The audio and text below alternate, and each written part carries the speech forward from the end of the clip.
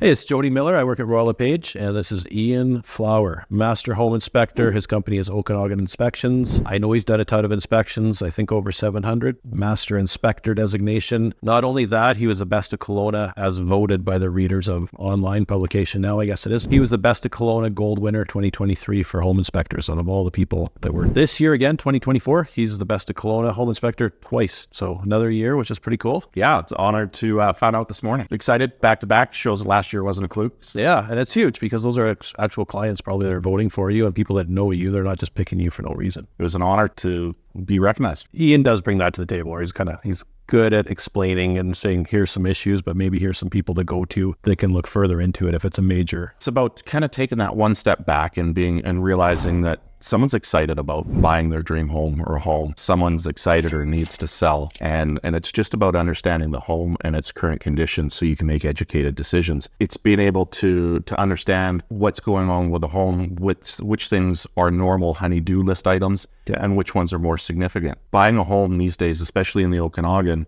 the average price is around $1 million. For sure. Absolutely. It's typically going to be one of the largest investments people make. You want to be educated on the home and what expenses are coming. As a homeowner, as a realtor, you typically get 30 minutes to walk through that home, and you have that emotional attachment. Hopefully you have that emotional attachment, but you're looking at, wall colors with my couch fit here, this. Yeah.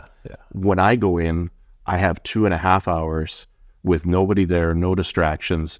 I have the right tools and the background to be able to get in the attic, get on the roof, look at the foundation and the structure, and understand when it's the way it's built so that I can pass that on to the client for that information. Yeah. What I'm impressed with dealing with you for sure is just the report. So when it's all said and done, and we'll get to that in a little bit, and Ian can elaborate on it, but why would somebody get one, or what's the big caution to here's why you need to get one, is some things you've seen? Sometimes it's not in your face. It's whether you get into that attic space and you realize that dryer vent has been disconnected for 5 years, and you have black mold on all the underside of the sheathing, the insulation. I did one by the Okanagan Golf Club there, and it had just a tiny little crack in the foundation, but then I'm looking for corresponding. So it's typical to see cracks in foundations, but is there corresponding stuff with that? Okay. And so when I see it in the foundation, in the inside wall, and at the roof level, I know that, it needs to be further evaluated by a structural engineer.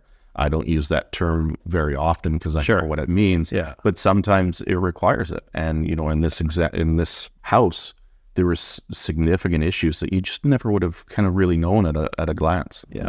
And then if you're buying that house and not doing your due diligence, those issues are your issues as soon as that house registers. So yeah, it's interesting. People spend $30,000 on a used car and make sure to get the Carfax and get all the details and get it inspected by a mechanic. But, you're spending $1 million on a house. $500 investment is, to me, is silly not to do it. Yeah. When it comes to buying something that's brand new, like townhouses are pretty prevalent in Kelowna right now. Yeah. Less new construction homes, but I think a lot of people don't bother with an inspection because they figure it's under warranty, it doesn't matter. But do you have any stories about new construction where you've done inspections and actually found major things as opposed to minor things? I just did one in Kettle Valley, brand new build, $1.7 million. And it was worse than a 1905 fixer-upper. The only time for me where you can probably get away without it is if it's 2 or 3 years old. It stood the test of time for a few years. It's gone through some seasonal settlement. You've got no leaks. All your major systems are good. But brand new home for sure, whether it's a townhouse, because it hasn't had that test of time. And let's face it, you buy a brand new home and you want to move in. You want to be excited. Yes, there's builder warranties. Yes, there's 2, 5, 10. But you want to move in, and for the first 3 months, you go to use the dishwasher and it's not working properly, or that you want to move in and you want to love it. Yeah. So to go in and do a deficiency walkthrough or a new build inspection, again, it's a great way to just make sure while all the builder's still there, all the trades are still there, all those things can get fixed. And then also, 11-month warranty inspections, because the builder's responsible for the warranty for the first 12 months of the seasonal settlement and movements and shifts. And there's always going to be things. So to get a list of that's on a legal document that you can hand to the builder before that 12 months is up is valuable too. So going back to being an inspector, people are hiring you or they're hiring a home inspector, how many inspections have you done? Kind of what qualifications do you have to be a home inspector in BC? So in order to get licensed, we get licensed through Consumer Protection BC. Okay. So that's the licensing board. So you have to obviously take your schooling in order to do that. And then you have to have so many hours and training. And then you get licensed through, like, say, Consumer Protection BC. And then our association that we belong to is the Home Inspectors Association of BC. So they have school, continuing education, like realtors, continuing education, where we're learning more about it. I'm at the stage now where I'm just under 700 inspections and certified master inspector now. The construction experience and then the inspection experience that all kind of come together. Yeah. And yeah, lucky to have lots of Google reviews and that behind me as well. And so the continuing education side, so we do the home inspection, we do commercial inspection, we do radon inspection. It just keeps evolving as to what we do. And so this is some of Ian's tools, which clearly I could probably just put it on my belt, show up at a house and do an inspection. I don't really need Ian a lot of the time because I know a lot of stuff. I know that you have to have those. Absolutely. So could I pretty much do an inspection? Yeah, sometimes it's about the tools and sometimes it's got more to do with the tool wearing the tools to understand what's going on. That could be you. That is me for sure. Yeah. It's even back in my construction days. Yeah. Having the right tools allows you to do the right job. I grew up working with my old man that would swing a hammer and you frame a wall and it took 2 hours. All of a sudden you get a pneumatic nailer. You can do that job a lot quicker and a lot more efficient. Exactly. Right. So same thing, we do infrared, we have moisture meters, for example, my skin's dry, but it's going to read as soon as it turns on. It's going to read that 100% wet because it's picking up the blood behind it. For me, I scan all the exterior walls, all the ceilings with the infrared. That's going to allow us, especially we touched on earlier about new homes. I did a home in Black Mountain and you hear the wives' tales about, no insulation or that they take it out and move it to the next house and you're thinking, no way. Brand new home, $1.8 million. I go in there, not a lick of insulation in there. Incredible. Let's try it out. Oh, let's see this moisture meter. Well, what's interesting is this is on the surface. All right. I want to get under the surface. So it's actually, even though this surface is 100% wet, it's not reading. It's actually looking deeper. So this reads about 3/4 of an inch deep. So in your subfloor, in behind your walls. So we can see that this is wet visually. Okay. This tool allows me to see if it's wet in behind the surface. That's where you get your money's worth, you guys. Yeah.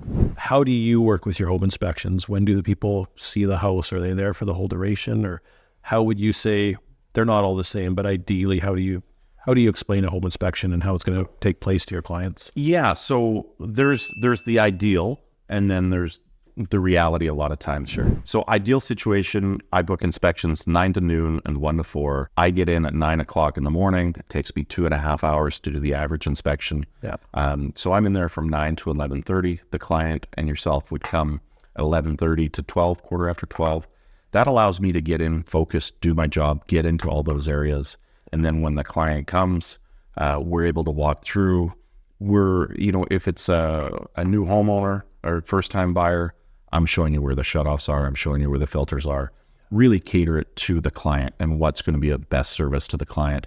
If it's someone that's owned a bunch of homes, they don't want to hear that. Just give me the meat and potatoes. What's wrong? We do that. We see more and more over the last couple of years of people that have never even seen the home. A realtor will go through and they do FaceTime walkthrough. Crazy. And then I go in and do the inspection. So on those, this is where the software is so fantastic, because I would rather be able to have you next to me and say, here's what I'm seeing, here's the implications of what I'm seeing, and for you to understand it, to just say not functional or defective or whatever. But when I know you're not there, I'm making sure to do that video as if you're standing next to me, so you truly understand what's going on. Yeah. And so we can cater that to the client, to the scenario. But ideal is I'm in there 2.5 hours, get to focus, do my job, and then we get about a half hour, 45 minutes to go through the house, answer any questions, so that you as the client feel comfortable and understand the home in its current condition. You as a real estate agent get a good grasp. Then I leave, and then that allows you guys to to figure out. I see Ian all the time, constantly. He's always wearing a hat. This is the first time I've seen him with no hat. He's got tons of hair under there, so not like myself. I'm the one that should be wearing the hat maybe. He should not be, but today, no hat. One thing that I know is you got a lot of real world experience in construction also. I think you're 20 years or something like that, where you actually worked in construction. Yeah, you know, I could swing a hammer before I could walk. My dad was a general contractor. I grew up through that. I've got background of 20 plus years with my own company doing construction and renovations. Proud to say my daughter can probably use a drill better than most grown men. Nice. But yeah, definitely to have that background. You can read in a book what's right and wrong. You can take a course, but to truly understand it, you have to have done it, right? And certain things are right and wrong, but don't really matter when it comes down to it. And certain things do. So it's truly being able to understand a home so that people don't get scared, right? You don't necessarily need to scare something because it's wrong. If it stood the test of time for 20 years, yeah, you know, maybe you should put a joist hanger on or put the proper fasteners in, but it's not going anywhere. Yeah. Let's focus on the important stuff. And then the reason like we do want to hire an inspector, I'm sure there's horror stories all over the place. People that just bought something sight unseen, people that didn't do their due diligence. But ultimately, what do you bring to the table to put the client at ease at the transaction they're making, which is probably the biggest thing they've done in their life in terms of buying a house, $1 million plus quite often, or way more, sometimes a little bit less. But I mean, in the Okanagan, we're in that $1 million mark. Why are they hiring you? Like, what are you going to find and what are you going to bring to the table? You know, there are a few things. There is $1 million, typically the largest investment the average person's going to make. Sure. Right. And let's face it, a lot of people are house poor, especially these. So when you're going to invest that kind of money, you want to make sure there's not necessarily any big ticket items down the road, or if there are, you're aware for it and you can plan for it. So for a home inspection, for me, it's about getting in there, understanding homes, having that 2.5, 3 hours with the right tools, with the right training to get up on the roof, get into the attic spaces, to get into those crawl spaces. That's why I wear the hat, by the way. It's in the crawl spaces, it's backwards, and it's protecting me from those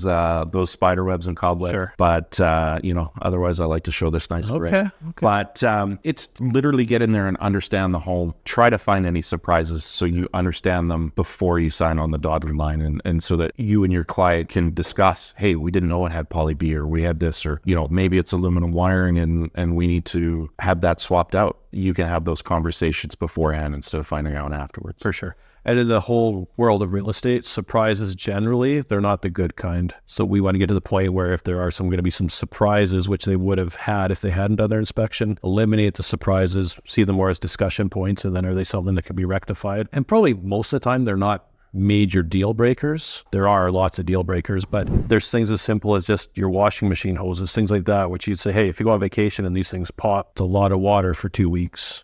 If they had braided hoses, I think, you know, that type of stuff. You know, it can be as minor as that, exactly, that, you know, rubber hoses, they only last 5 years. They typically don't make them anymore. So if we're seeing a rubber supply hose, yeah, it's a recommendation to replace it. Also, if it's a second floor laundry or a condo, is to put a water alarm in there. These days, at Costco, you can get a 2-pack of water alarms that'll actually text you if it detects moisture.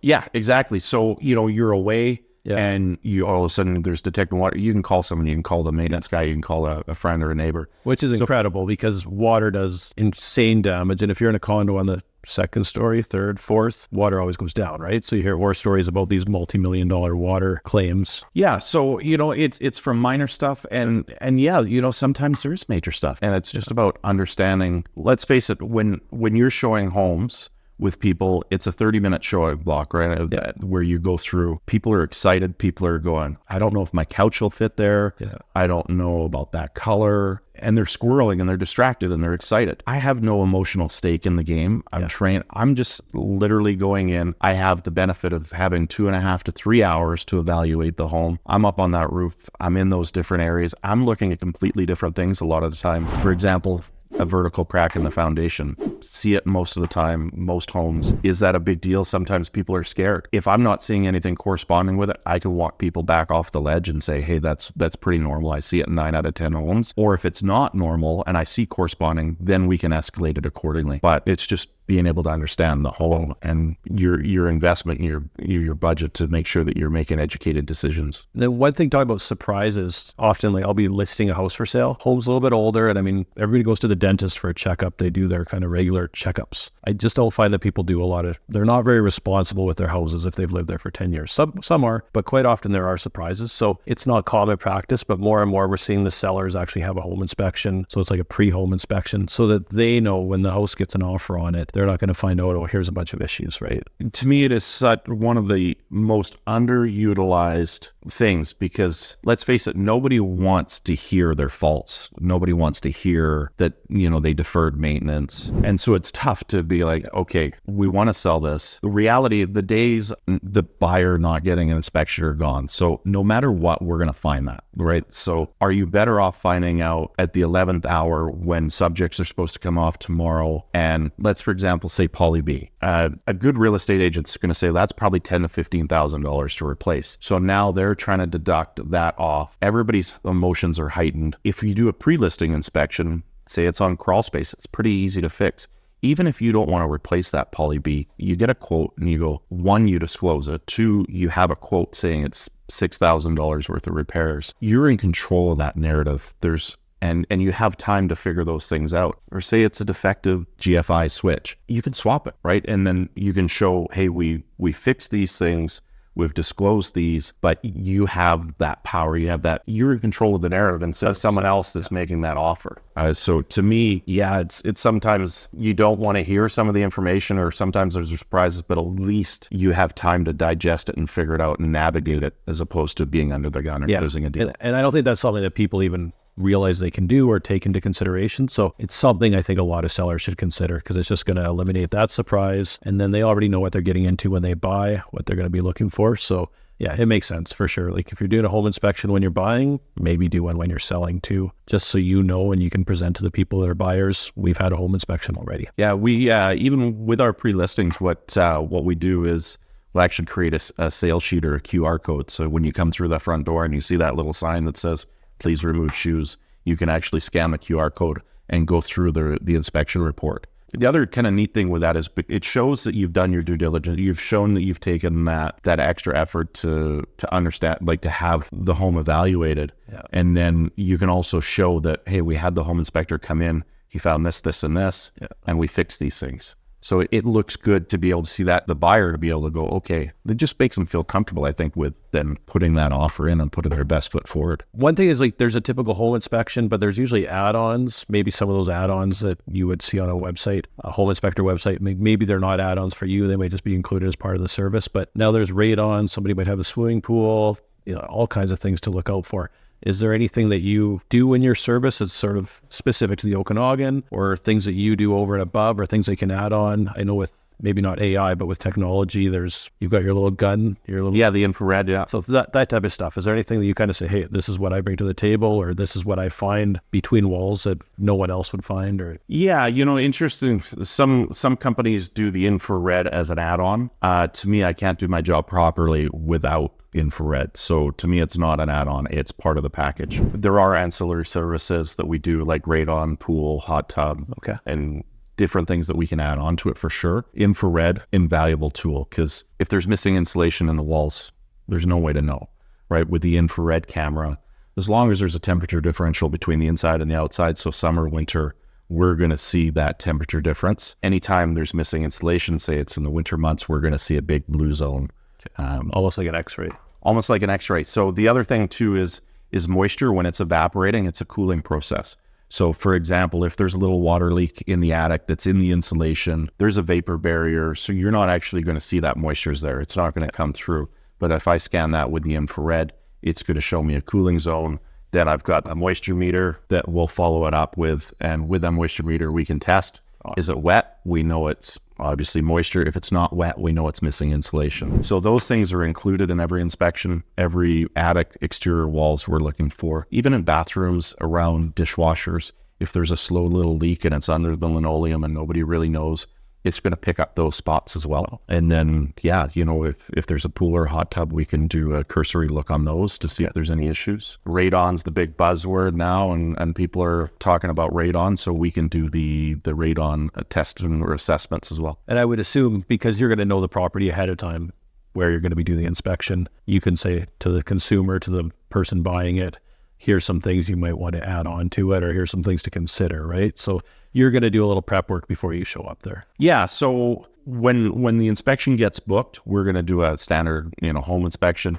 When that email goes out, there's options for people. If there's a hot tub, if there's a pool, Okay. Radon, are they concerned about radon? We can arrange to go in 4 days earlier, drop off the radon machine, and then we can pick it up during the inspection, so that 4-day test is done and we can have the results during the inspection. Great day here, just talking with Ian, getting to know how home inspections work a little bit better, how he works. Definitely somebody I would recommend, and check him out, OkanaganInspections.com, is that right? .ca. .ca, OkanaganInspections.ca, or track me down. I can get you Ian's contact information, but you got to do your homework. You got to do your due diligence when you're doing almost anything. Buying things, you're going to look at testimonials in the old days. Now you're going to look at reviews.